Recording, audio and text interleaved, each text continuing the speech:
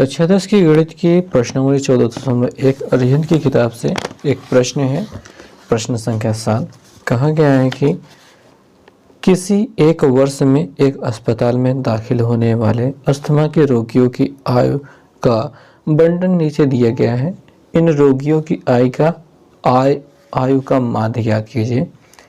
आयु 0 से 8 वर्ष, 8 से 16, ऐसे 8 के अंतर से दिया गया है 64 तक। रोगियों की संख्या 6, 25, 12, 13, 11, 14, 11, 8 है और हमें इसका माध्य निकालना है, अर्थात समांतर माध्य।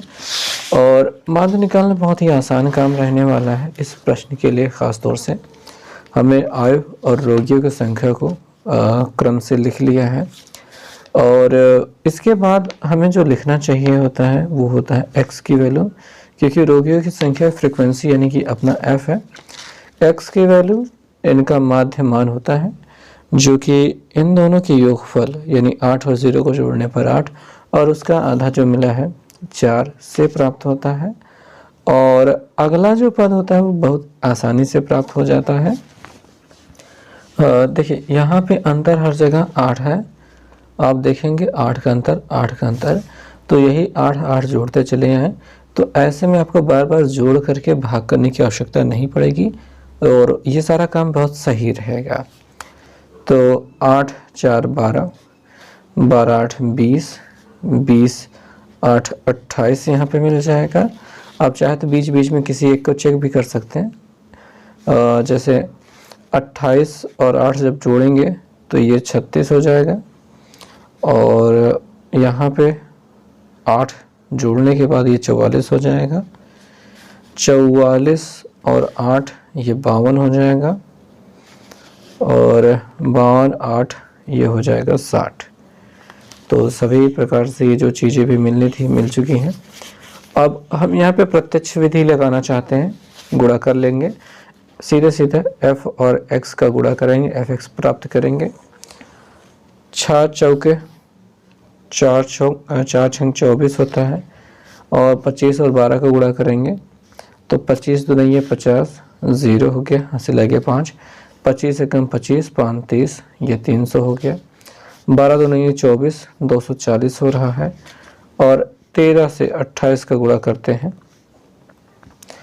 तो 13 8 104 होता है। 13 8 104, हंसी लगे 10, 13 कम 13 दूनी 26, 26 और 10 जोड़ने पर 36 हो गया। और 11 से गुणा करना बहुत आसान काम है। 3 और 6 को ऐसे दूर दूर लिखें, 6 3 9, ये हो गया 11 से गुणा। 14 से गुणा करना है, 14 चौके 56, 6 यहाँ से लगे 5, 14 चौके 56, 56 में 5 जोड़ने पर 61 मिल जाएगा। और फिर से 11 से गुणा करने की बारी आ गई है तो 5 और 2 दूर दूर लिखे, 5 2 हो रहा है 7, 8 6 48 और fx की वैल्यू प्राप्त हो गई है। तो सिग्मा fx निकालने की बारी आ जाती है। आइए देखते हैं कैसे निकाला जाएगा। योगफल करते हैं, 4 4 8 या फिर 6 4 10, 6 4 10, 10 10 20, 20 2 22 का 2, हासिल लगे 2 और